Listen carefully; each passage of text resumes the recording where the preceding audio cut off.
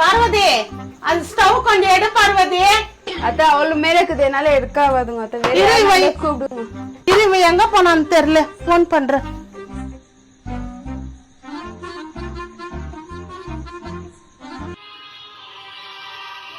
என்ன அம்மா ஃபோன் பண்ணிருக்குது?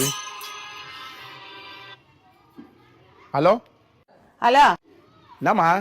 யாப்பி கொஞ்சம் வாடா வீட்டுக்கு. ஓ வர முடியாது மாமா. ஓ ஏன்னா இவன் கட் பண்ணிட்டான்.